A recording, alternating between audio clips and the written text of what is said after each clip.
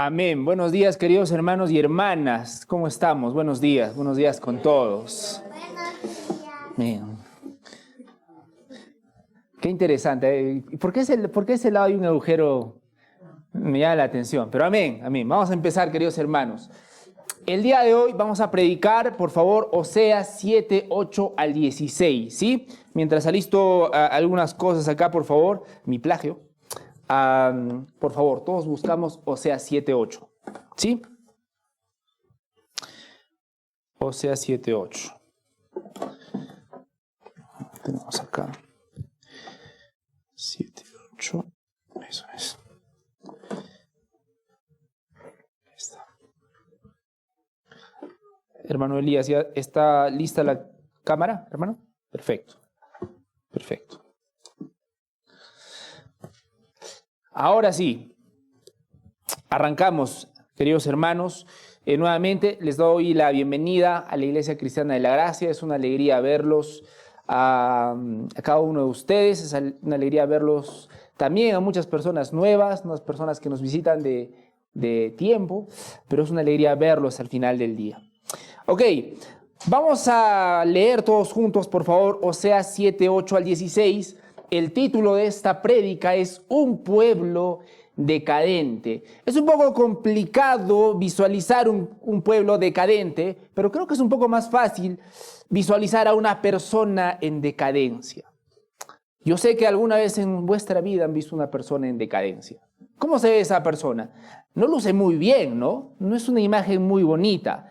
Es una imagen que nos da tristeza, nos da de pronto lástima. Y es lo que la palabra de Dios nos va a mostrar el día de hoy acerca de su pueblo, acerca del pueblo de Israel, pero lamentablemente también acerca de muchos de nosotros.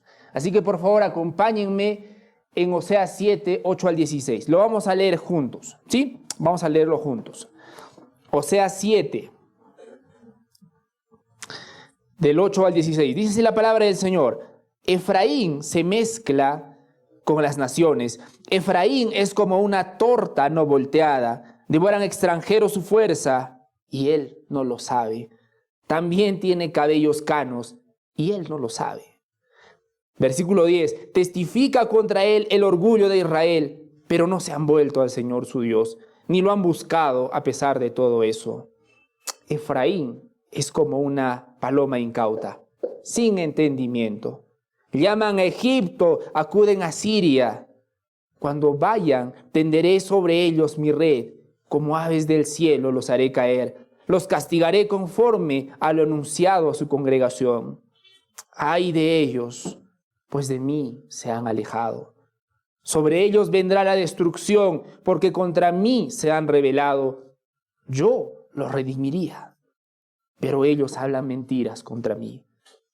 Y no claman a mí de corazón cuando gimen en sus lechos. Por el trigo y el vino nuevo se reúnen y se alejan de mí. Versículo 15. Aunque yo adiestré y fortalecí sus brazos, traman el mal contra mí.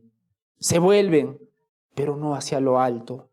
Son como un arco engañoso. Sus príncipes caerán a espada por la insolencia de sus lenguas. Esto será su escarnio en la tierra de Egipto. Vamos a orar, queridos hermanos. Padre Santo, gracias, Señor, te damos por tu palabra. Gracias, Señor, por tu gloriosa palabra, Señor.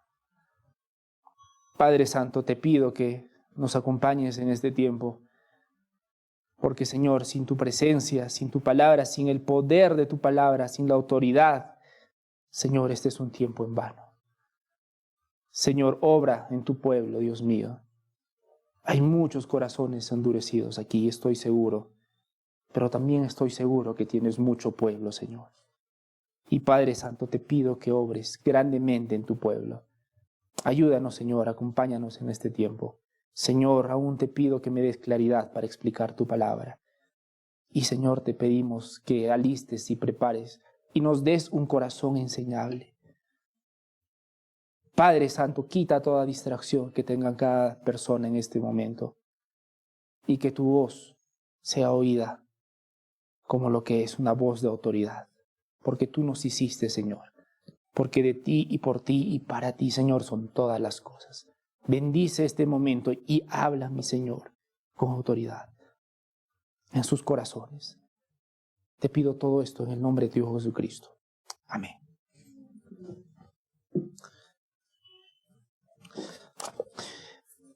Estamos en Oseas 7:8, queridos hermanos, amigos y amigas, estamos en Oseas 7:8 y estamos viendo cómo aquí Dios confronta al pueblo de Israel, confronta sus inconsistencias, confronta la realidad de su vida.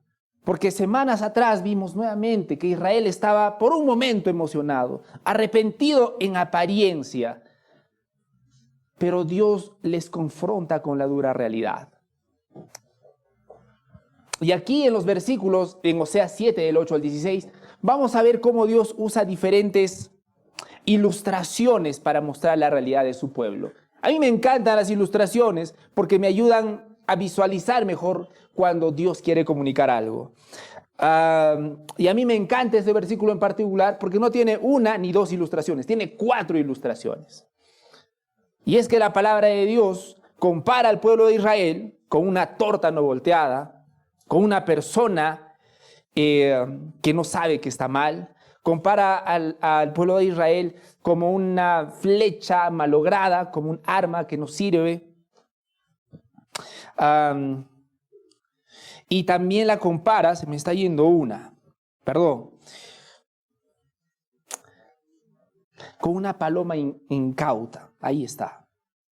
Cada uno de estos aspectos van a mostrar y van a demostrar que estamos frente a un pueblo decadente. Pero vamos juntos, por favor, y que sea la palabra de Dios que nos hable el día de hoy.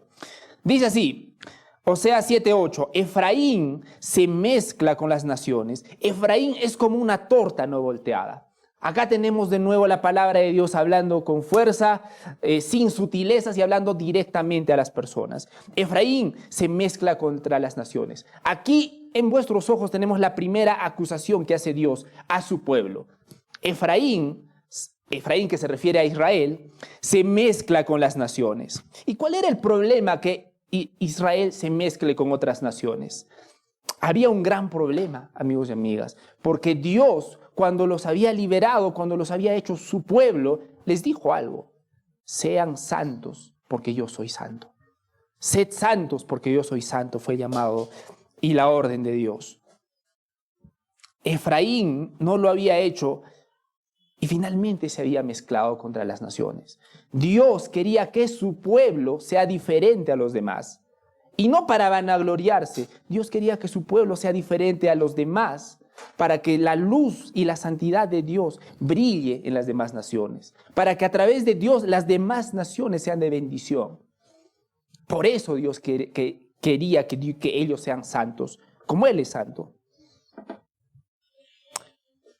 Noten, queridos hermanos, que nuestro Señor pide esa integridad y esa diferencia en cada una de nuestras vidas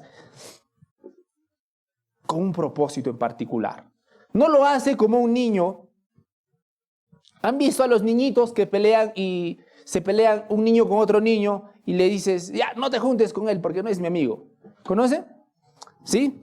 Bueno, yo lo he visto aún de grandes, ¿ah? No, esa persona me cae mal. ¿Cómo vas a hablar con esa persona? Son niñerías. Pero Dios no está haciendo lo mismo. Dios no está hablando a Israel con ese propósito.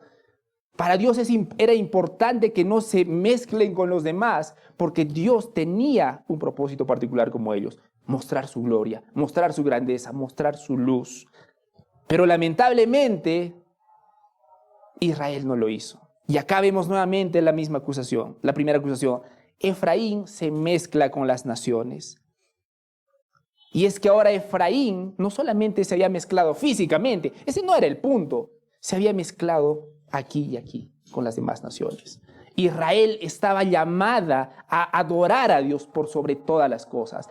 El pueblo de Israel estaba llamado a vivir para Dios por sobre todas las cosas.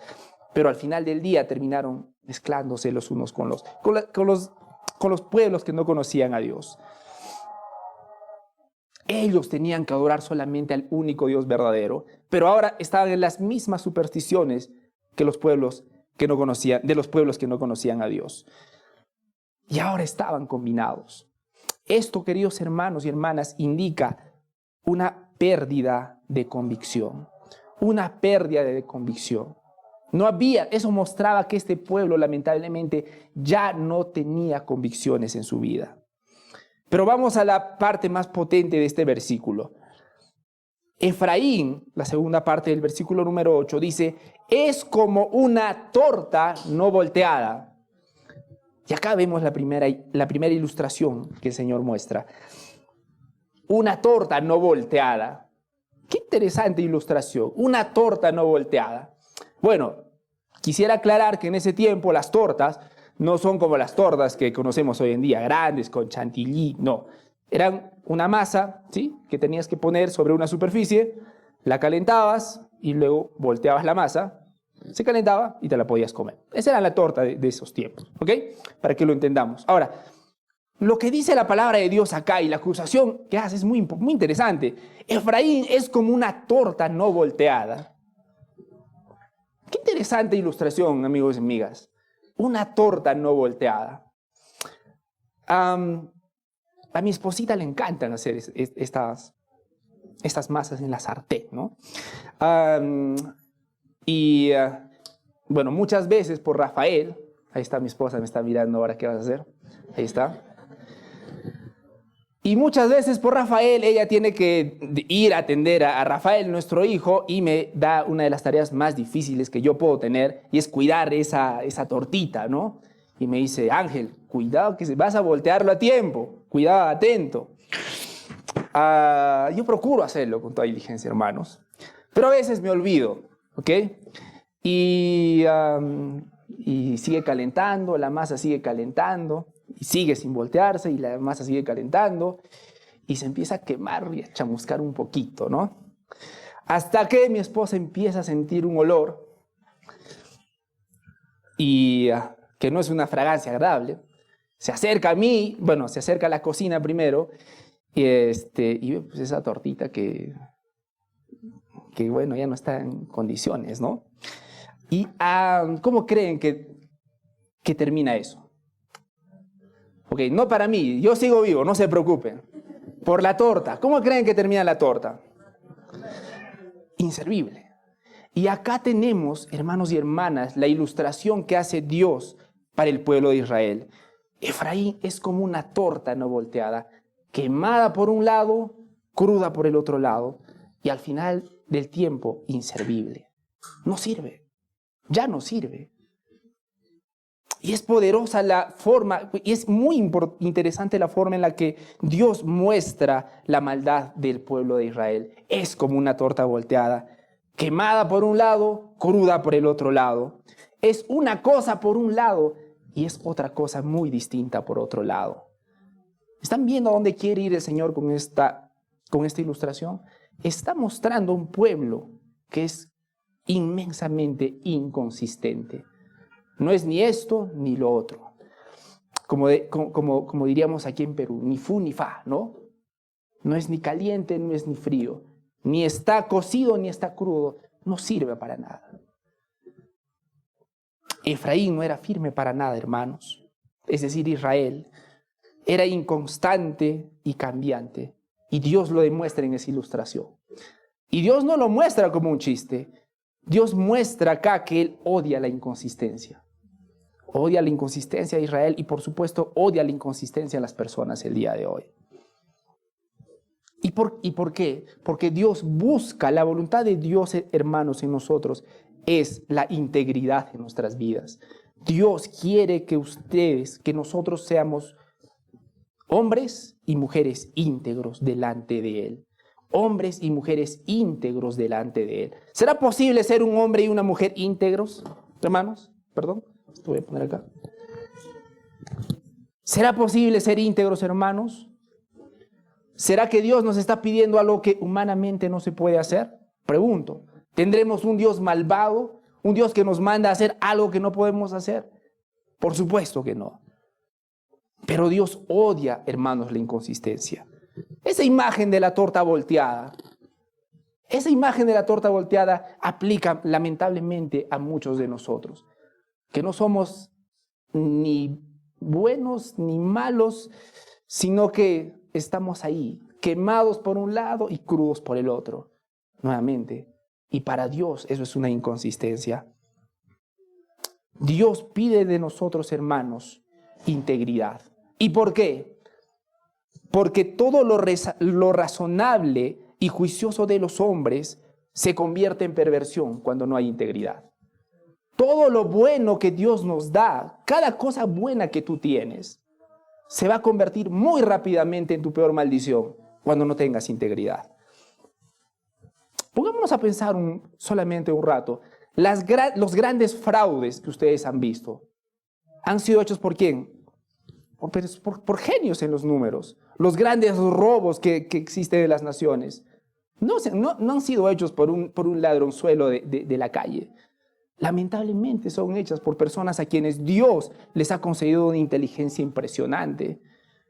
Y es por eso, hermanos, yo quisiera que vean la importancia. Dios, la voluntad de Dios es integridad en nuestras vidas. Y cuando no haya integridad en nuestras vidas, rápidamente nos vamos a convertir en esta torta no volteada. ¿Qué relación tiene esto con el Evangelio, hermanos? El Evangelio de Jesucristo nos dice, y vamos por favor a 2 Corintios 5:17 para que lo veamos juntos. 2 Corintios 5:17.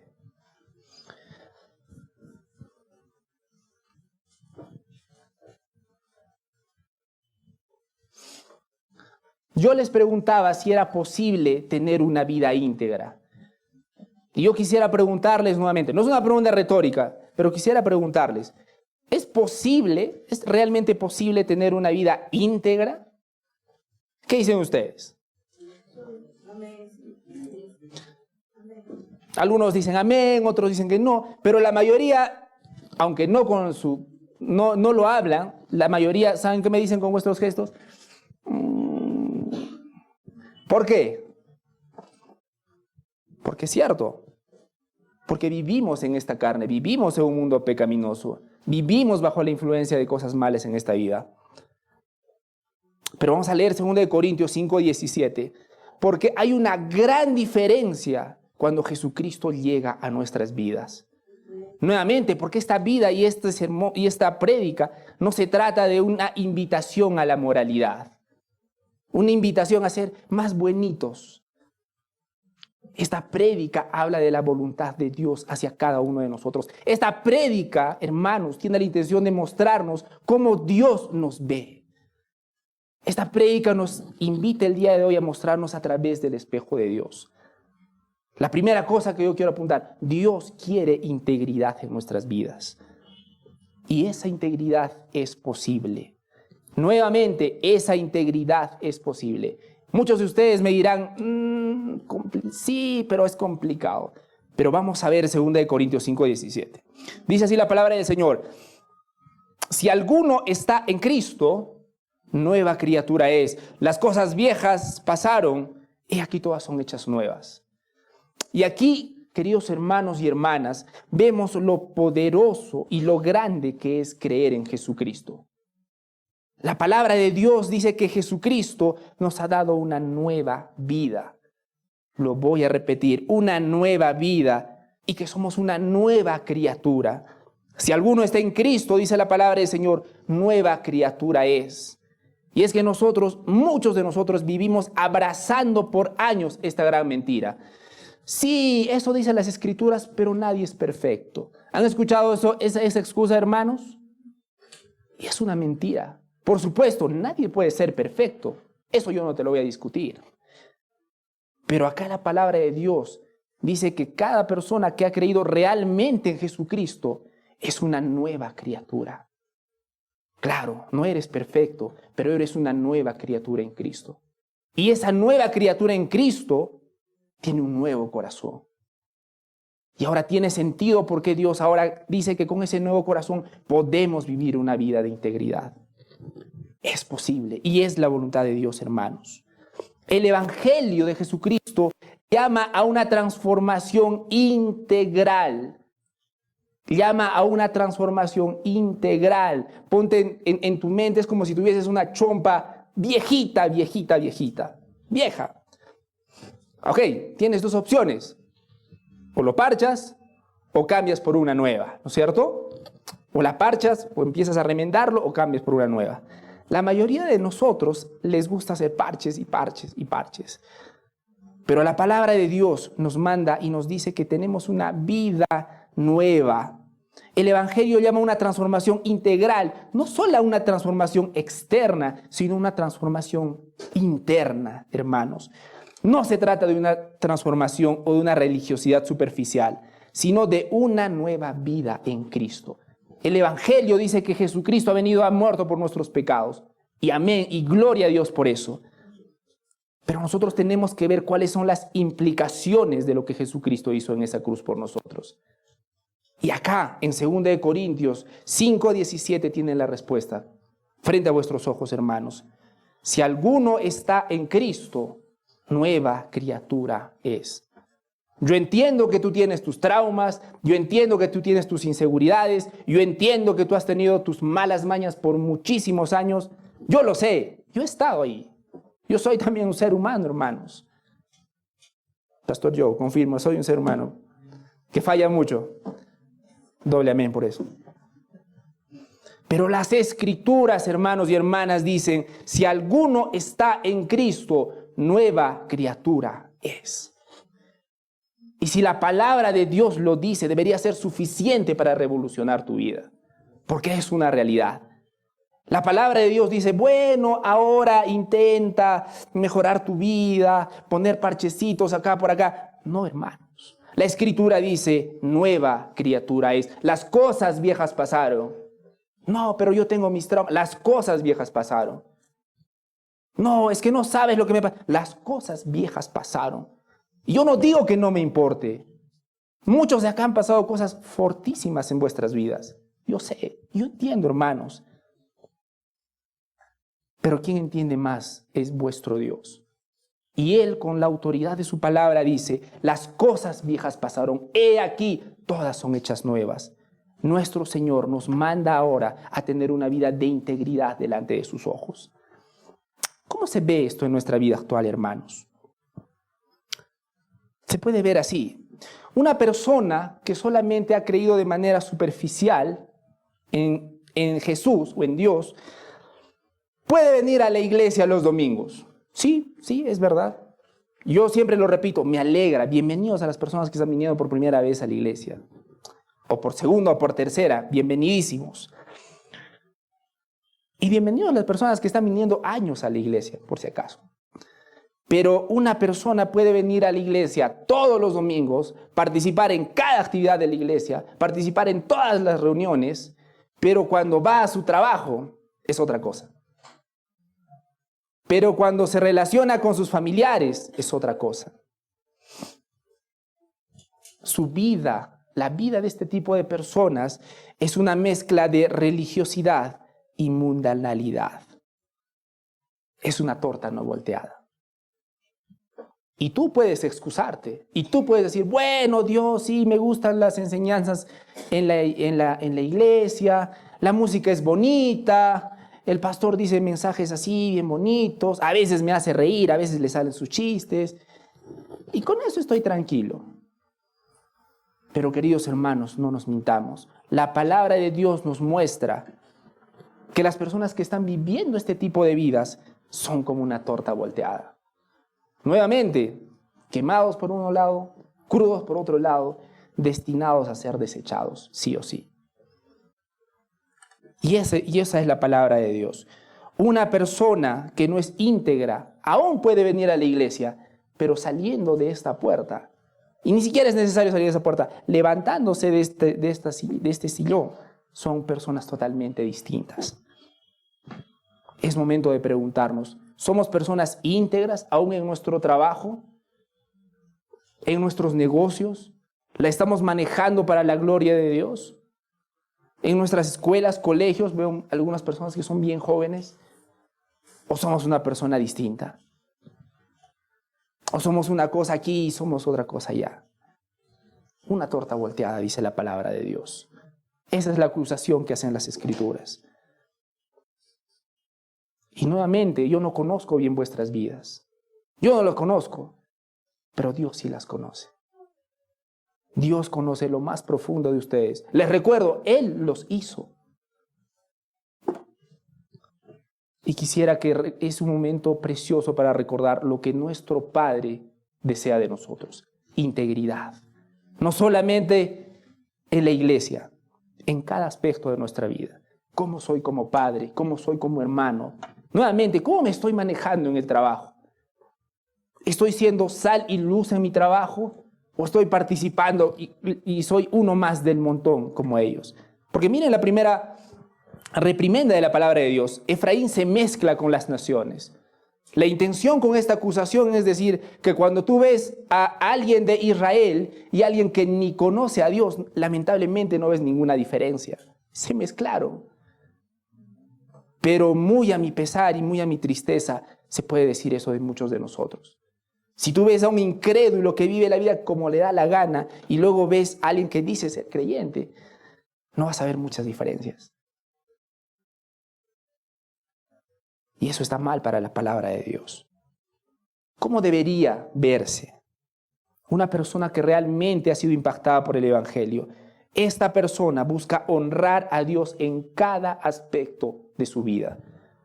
No, pero es difícil. Sí, puede ser difícil, pero es para Dios. Y si es para Dios, ¿no vale la pena, hermanos? Las cosas viejas pasaron, lo repito, he aquí todas son hechas nuevas. Una persona transformada por el Evangelio, repito, va a buscar darle honra a Dios en cada aspecto de su vida. Si estoy en el trabajo y todavía no entiendo algunas cosas, cómo se debe hacer en mi trabajo, lo cambio y lo hago bien para la gloria de Dios. Si estoy en la universidad o en el colegio y no me está viendo bien en los estudios, y ahí está el gran problema, hermanos. Hay personas que piensan una cosa es la iglesia y una cosa es la vida después de la iglesia. ¿Acaso a Dios no le importan nuestros estudios? Hagámoslo para la gloria de Dios. ¿Cuántas personas conozco que abandonan sus estudios, son descuidados en sus estudios y en la iglesia son los hermanos modelos?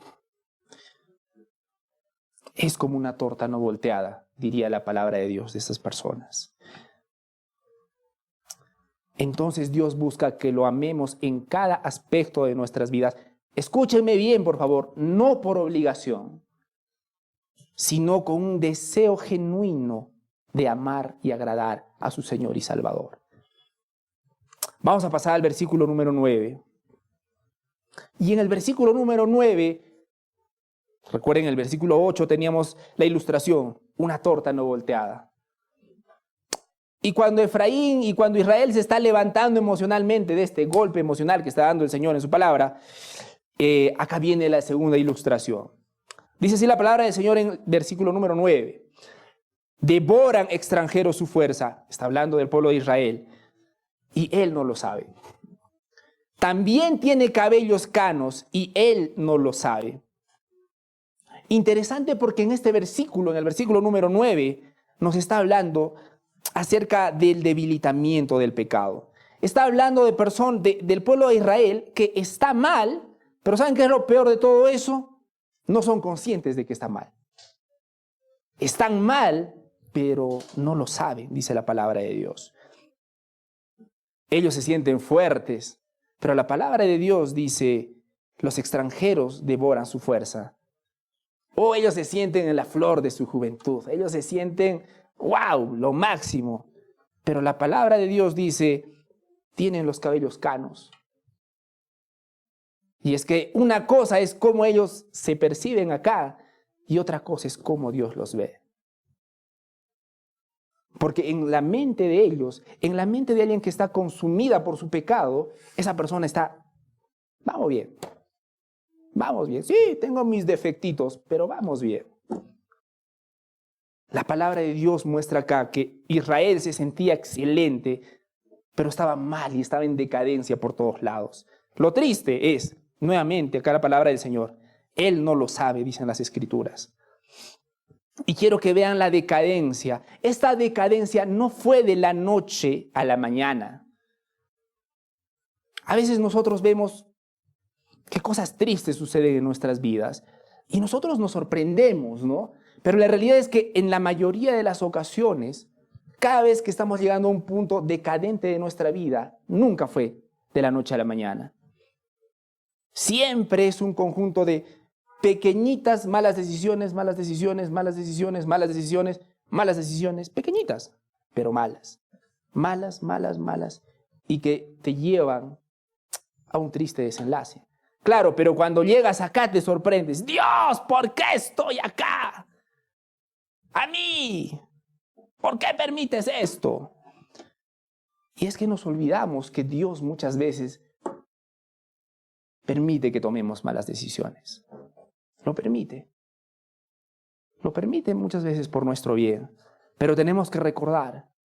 Y a veces tenemos la mala costumbre de simplemente quejarnos y no preguntamos, Señor, estoy acá, en el foso. Pero, Señor, ¿por qué estoy acá? Y a muchos de nosotros nos falta hacer esa conciencia. Señor, he tomado estas malas decisiones en mi vida. Sí, lo he hecho a mi manera y por eso estoy acá. Perdóname. Pocos llegamos a ese punto. Pero la decadencia que vemos acá en el versículo número 9, y quiero citar a Calvino, dice que es doblemente imperceptible.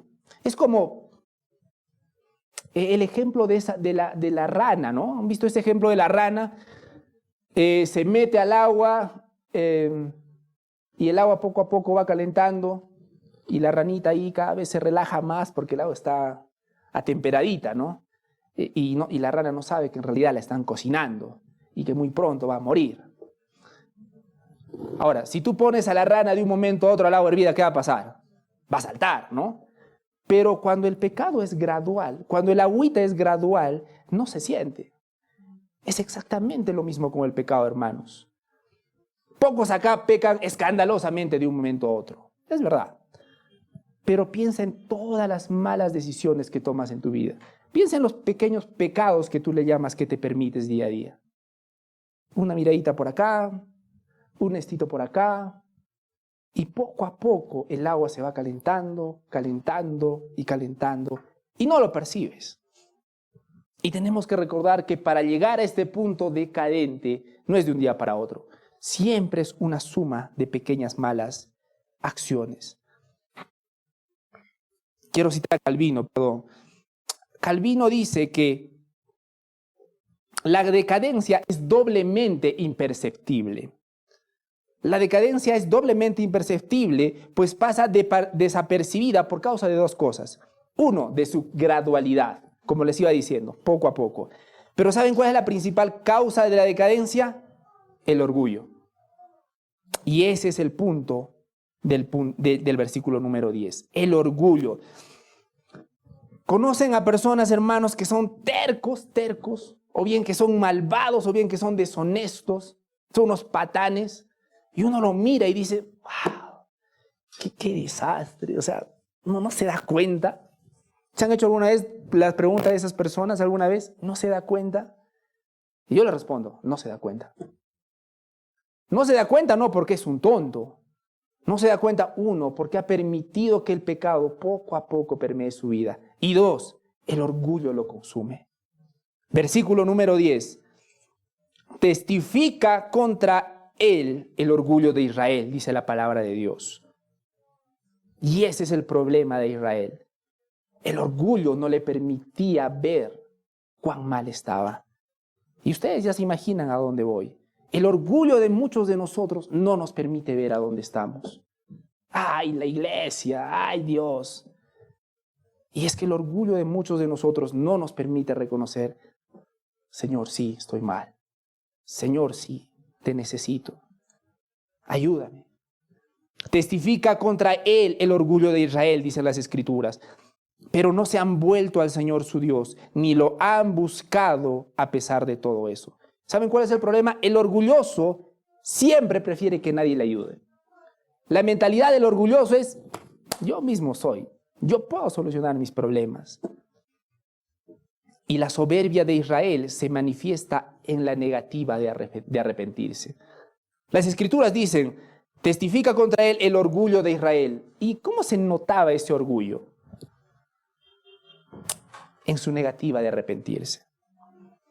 Ahora, con estos versículos quisiera que vean, el pecado es como una enfermedad que te insensibiliza, te corrompe y te debilita. Te debilita física y espiritualmente sobre todo.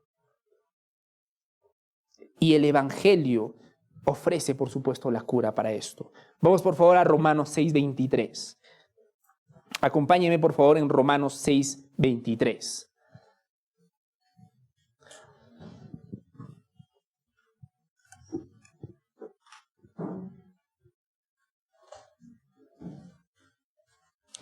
¿Cómo se quita el pecado del corazón?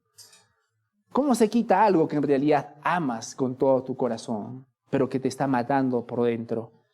Y la respuesta siempre es Jesucristo. Vamos a leer Romanos 6:23. Porque la paga del pecado es muerte, mas la dádiva de Dios es vida eterna en Cristo Jesús, Señor nuestro.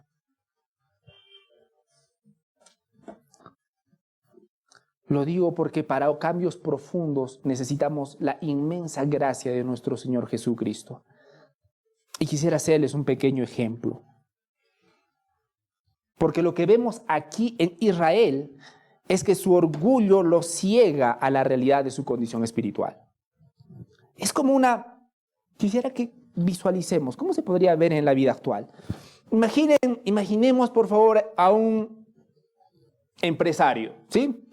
Y particularmente en estos tiempos en los que ser empresario está de moda, ¿no? Empresario, emprendedor, como quieran llamarlo, ahí está el empresario. Este empresario es un empresario exitoso, ¿ok? Ha construido su imperio, su fortuna, con base en muchísimo esfuerzo esta persona, ¿sí? Ahí está el empresario. Tiene la casa de sus sueños, tiene el auto de sus sueños, tiene una familia hermosa, unos hijos maravillosos, saludables, y tú los ves y es una envidia, ¿no? Y es maravilloso. Pero el pecado no descansa, queridos hermanos. Y detrás de esa foto tan bonita están los verdaderos problemas y la verdadera condición de las personas. Detrás de esta persona que aparentemente le va bien en todo sentido, el trabajo que tanto le hace ganar lo consume por completo. Eso hace que descuide a su familia, eso hace que descuide a su esposa, que descuide a sus hijos. Ahora a este hombre le está yendo bien económicamente, pero ni siquiera conoce a sus hijos. A esta persona le está yendo bien económicamente, pero su esposa está frustrada con él, porque no tiene su atención ni su cuidado. Y esta persona y este hombre va a ver que hay una presión. Las presiones del trabajo agobian a esta persona. Y este hombre, y lo más triste de todo es que estas personas sienten un vacío profundo en su corazón. Pero ahí está el punto del orgullo.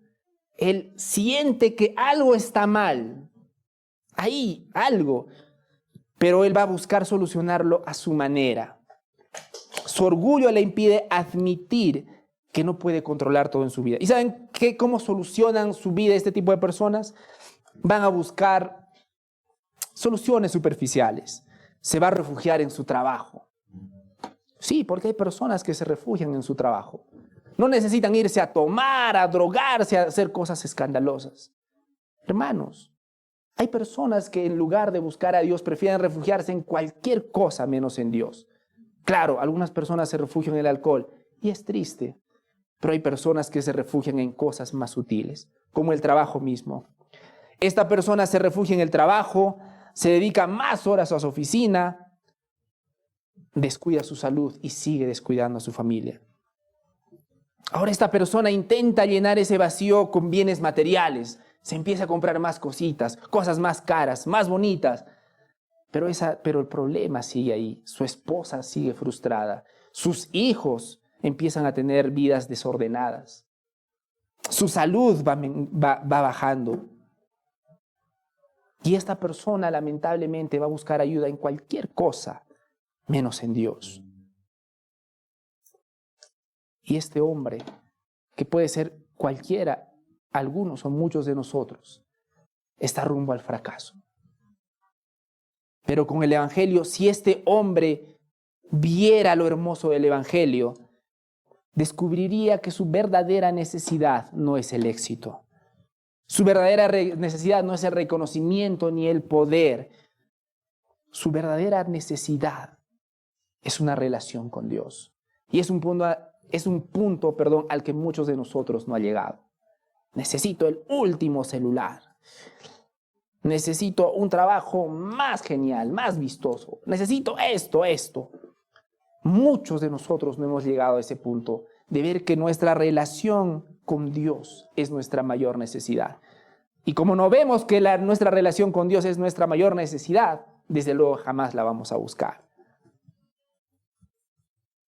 El Evangelio debería mostrar a este hombre y lo debería llamar a la humildad, a mostrar su fragilidad y la necesidad de un Salvador.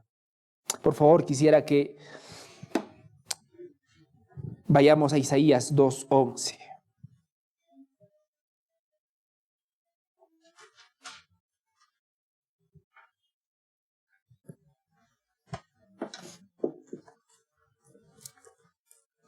Antes de ir a Isaías 2:11, quisiera recordarles algo, lo que dijo el salmista. Los ojos altivos serán abatidos y humillados serán los hombres soberbios. Solo Jehová será exaltado aquel día. Ahora, yo he puesto ese pequeño ejemplo del empresario, pero la verdad es que no necesitamos ser un empresario para aferrarnos a las cosas de este mundo. Un corazón que no ama a Dios se va a aferrar a cualquier cosa, cualquier pequeña migaja, siempre y cuando no sea Dios. Siempre y cuando no sea Dios. Entonces, por favor, vamos a leer Isaías 2:11, por favor, perdón. Lo tengo acá.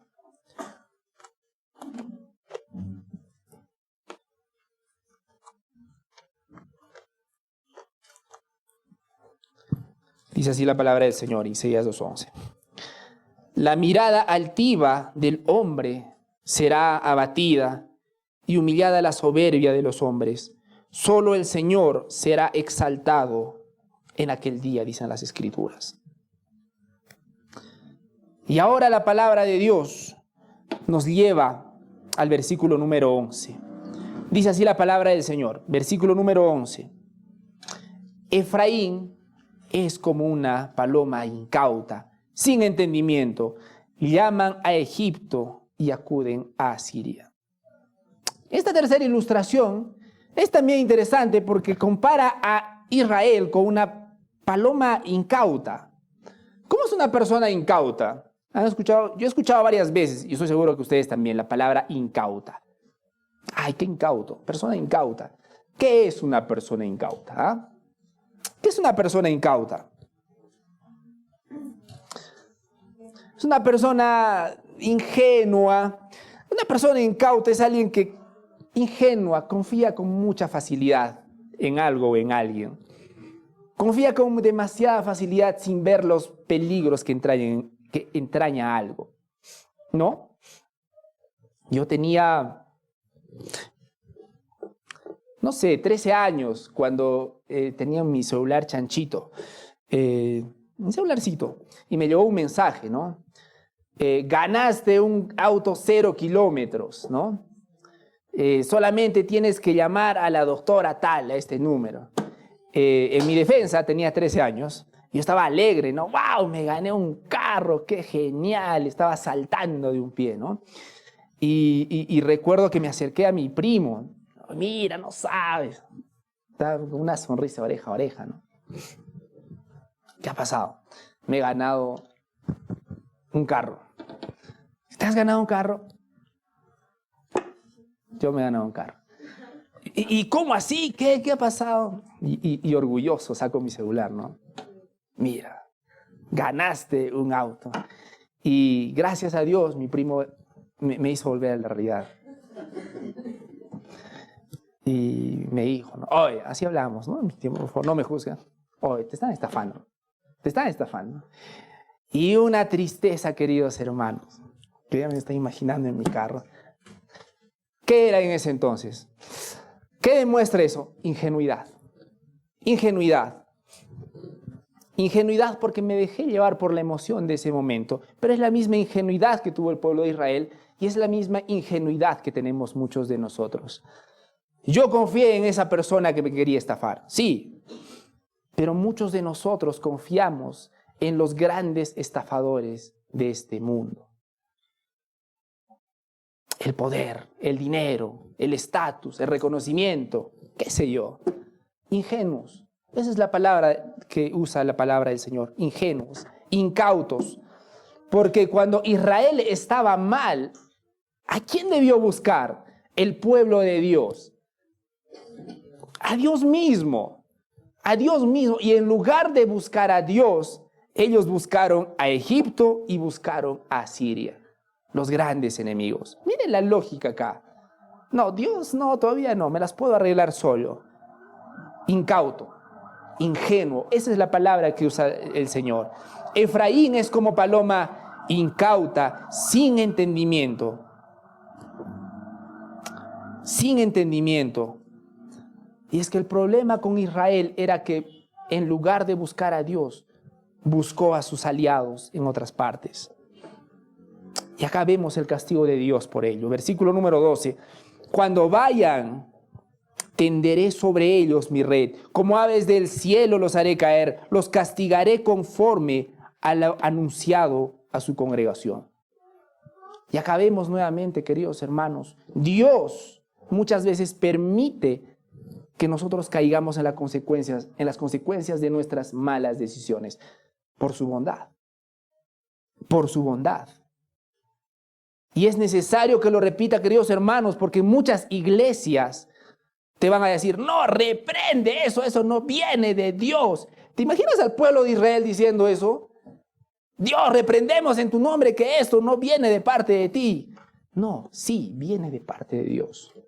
Porque adivina que Dios es soberano. Adivina que Dios es Dios.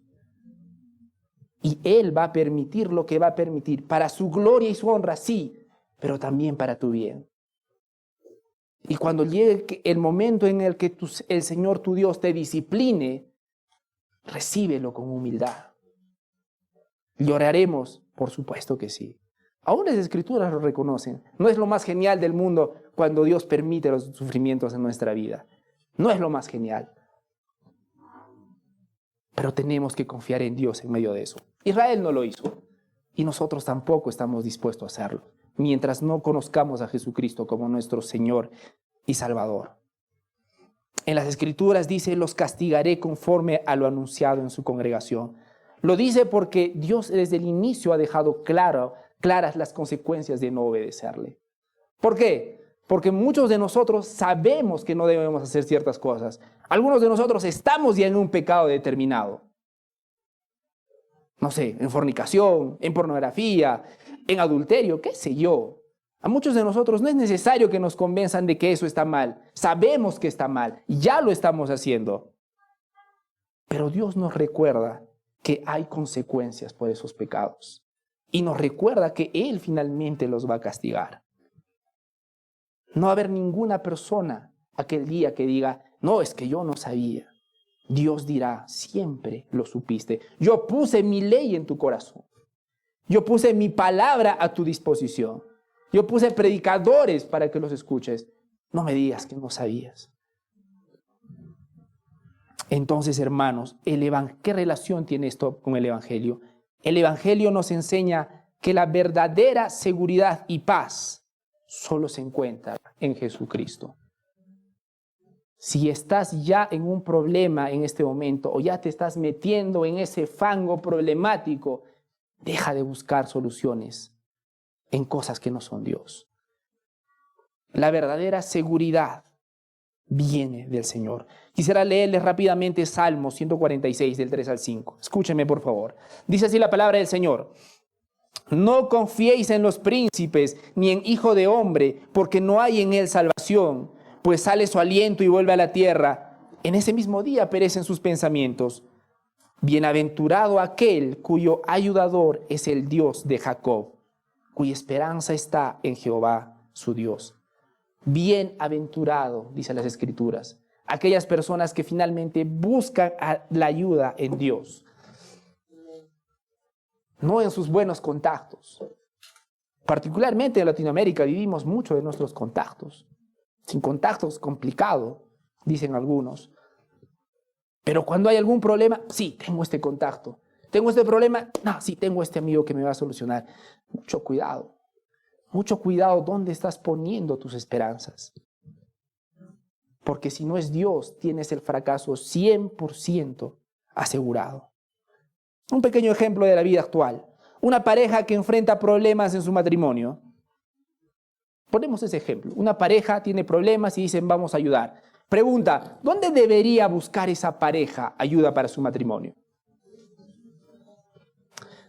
La debería buscar en Dios, por supuesto, pero muchas personas buscan el consejo, uno, en personas que no conocen a Dios, en personas que no siguen los principios de Dios, y adivinen cuál va a ser el consejo. Entonces, muchos de nosotros nos metemos en problemas y buscamos soluciones no en Dios. Ahora, Dios ha puesto su palabra y Dios nos ha dado este hermoso regalo, la congregación, los unos a los otros.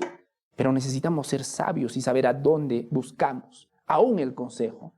Entonces, yo te quiero preguntar, ¿dónde estás buscando el consejo cuando estás en personas?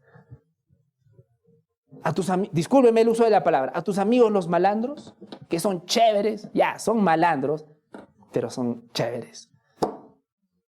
Ya, mi amigo es mujeriego, pero es buena gente, me quiere.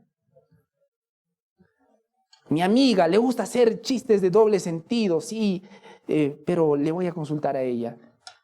La palabra de Dios usa precisamente esta palabra.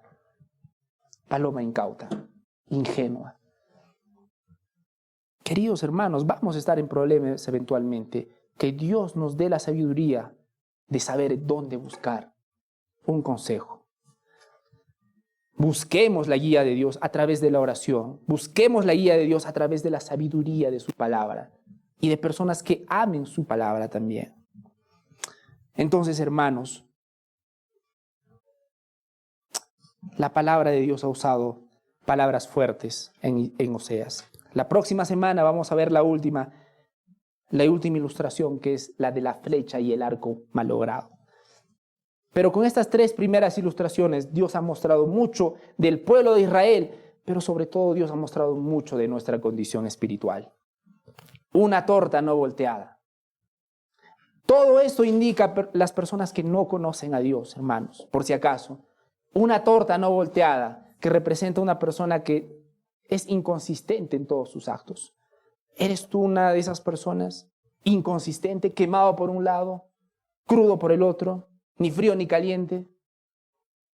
La otra cosa que el Señor nos ha mostrado en su palabra el día de hoy es que hay personas que se creen que están bien, lo máximo, y la tristeza es que no saben que están mal. Y lo que no permite a muchos de ustedes reconocer que están mal no es nada más y nada menos que vuestro orgullo. Orgullo es la palabra, hermanos. Orgullo. Nuestro orgullo no nos permite soltar. Nuestro orgullo no nos permite decir, sí, Señor, te necesito, ayúdame, estoy mal.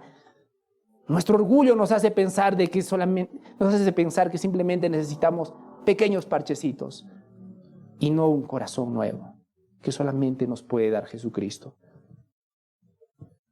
Y finalmente vimos la ilustración de la paloma ingenua. Somos personas ingenuas y incautas porque la mayor muestra de la ingenuidad de cada uno de nosotros es pensar que vamos a poder encontrar ayuda allá afuera y no en Dios. Queridos hermanos, que esta es una reprensión de parte de Dios para cada uno de nosotros, para que lo busquemos y lo amemos de todo corazón.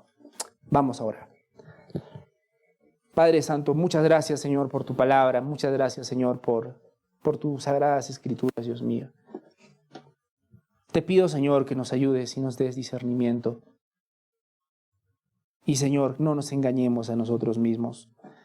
Muchos de nosotros tenemos nuestras familias desmoronándose Y nuestro orgullo nos hace pensar que todo está bien, cuando todo está profundamente mal.